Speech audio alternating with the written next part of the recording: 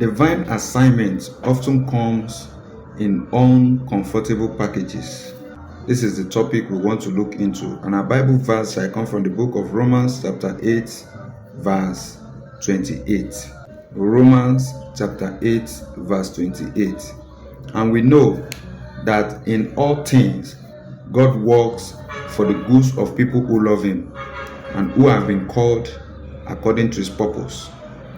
People of God, I would like to begin with a very short story. A man prayed and said, "Lord, use me for your purpose." And God answered, not with applause or a platform, but with a problem. First, he lost his job, his health declined, he was moved from comfort into chills, and like many of us, he began to question God and said, "God, is this what I asked for?" But later, that same man built a foundation for the jobless. He became the voice to the sick and a light to those in darkness. And his greatest assignment came wrapped in most uncomfortable package. Brothers and sisters, this is the reality of divine purpose. God doesn't call you to comfort. He calls you to purpose. Now, in the book of Exodus chapter 3 verse 10, the Lord told Moses, "Go to Pharaoh." When God called Moses, He didn't give him a crown. He gave him a confrontation. Moses had every excuse to tell God, I am a stammer. I am not qualified.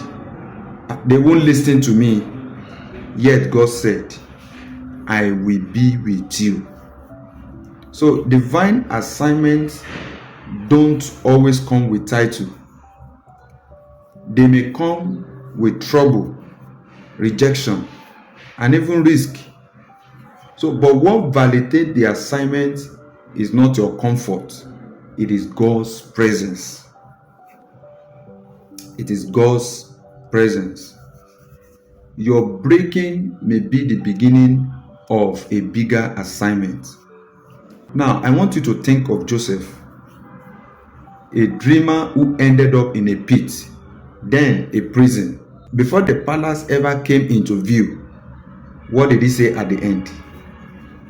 Genesis chapter 50 verse 20. "You meant it for evil, but God meant it for good."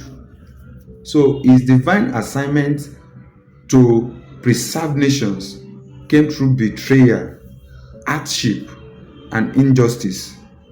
So you may feel like you are broken, but God is only shaping you for the assignment ahead. Sometimes your discomfort is God's workshop. Again, uncomfortable assignments build unshakable vessels. Every man or woman used mightily by God had to first go through fire. Esther risked her life before she saved her people. David faced lions, bears, and Goliath before he wore the crown.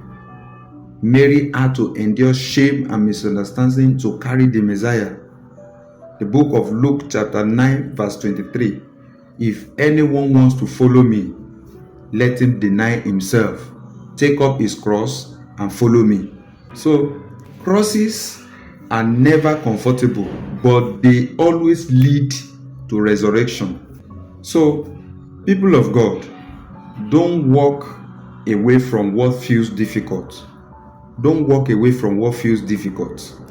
That job that stresses you, that calling that feels too big, that marriage that is being texted, that burden in your heart you can't shake.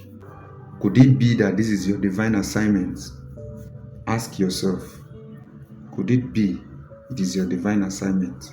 Instead of you saying, "Lord, please take it away," start saying, "Lord, give me strength to walk through it." Let your prayer always be, "Lord, help me not to reject your assignment because they come wrapped in pain." Always pray that the Lord should give you the eyes to see the purpose in pressure, strength in suffering, and calling in conflict. I pray that you rise like Joseph, you will lead like Moses, and you will endure like Christ in Jesus' mighty name. Dear family, God's greatest works rarely begin in palace. They begin in prisons, in deserts, and upper rooms. So the next time discomfort knocks at your door, don't just pray it away. Pray through it. Because your next level is often hidden in your current pain. I want you to remember this. Your assignment is not always convenient, but it is always divine.